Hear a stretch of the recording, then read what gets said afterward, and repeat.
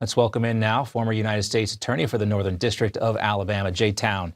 He is back with us this evening. Jay, great to see you as always. And do you think this grand jury testimony will ever be released? And are you surprised some of the victims here do not want it unsealed?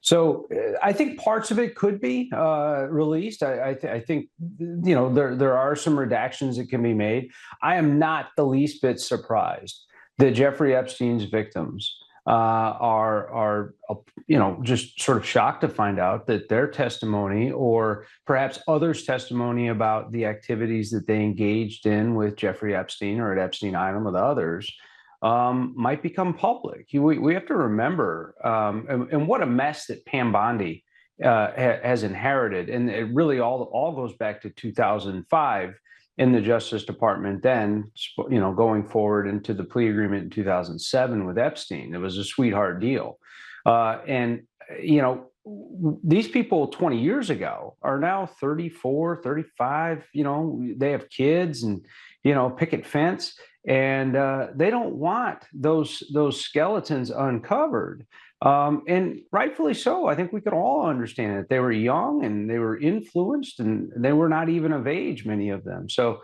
I get why these victims are coming forward to say, please don't release this in front of my 7-year-old daughter. Yeah, I was a local news reporter in West Palm Beach when this all blew up, and there are sources telling me that, there's sometimes a thin line between victim and perpetrator. Some people were used and groomed by Jeffrey Epstein and went from being victims to recruiting other victims.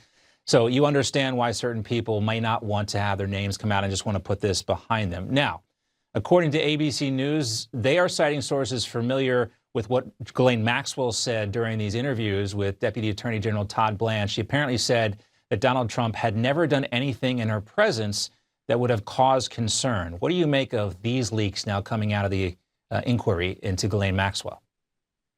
Yeah, she was saying, I don't have any reason to believe that Donald Trump has ever done anything wrong that would cause concern. Remember, she was under strict instructions to absolutely tell the truth. So she can't make a blanket statement about the times where she wasn't with the president, which is why she was sort of exact in that.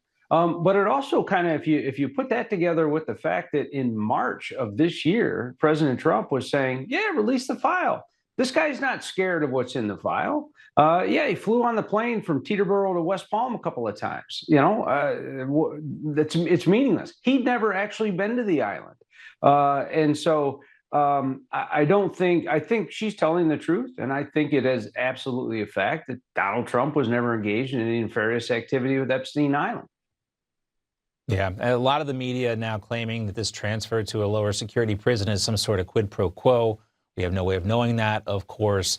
But I also wanted to ask you about this. According to CNN, they are now citing 3 anonymous senior administration officials, and this is what they say in the report. The Justice Department has an audio recording of an interview that conducted interview with Jeffrey Epstein associate Ghislaine Maxwell last month, and the administration is considering releasing a transcript of the interview publicly. What do you think this would do for the perception that there are parts of this investigation still being covered up? Well, so covered up is a strong word. I'm not going to accuse this administration. I don't think that's what you were intending. Others are saying that perhaps as parts of this investigation are being covered up. I think that there are certain sort of guidelines in the law that allow certain things to be released, and other things are impermissible.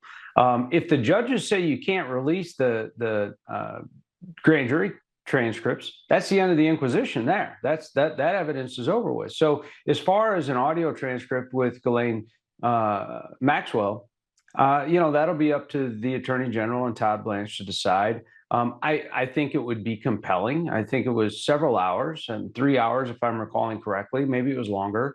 And maybe it puts this story to bed. I think that Jim Comer, Congressman Comer, with these subpoenas to 10 very important people who have a lot of knowledge about the Epstein case, I think their testimony could elucidate and shine a big light on why Epstein got the treatment he did, and also why the victims of Epstein's crimes were treated the way they were, especially back when you were down in West Palm, down in 2007, where the victims actually sued the Department of Justice, and the Department of Justice under Eric Holder and Loretta Lynch defended the way the victims were treated, which was very poorly.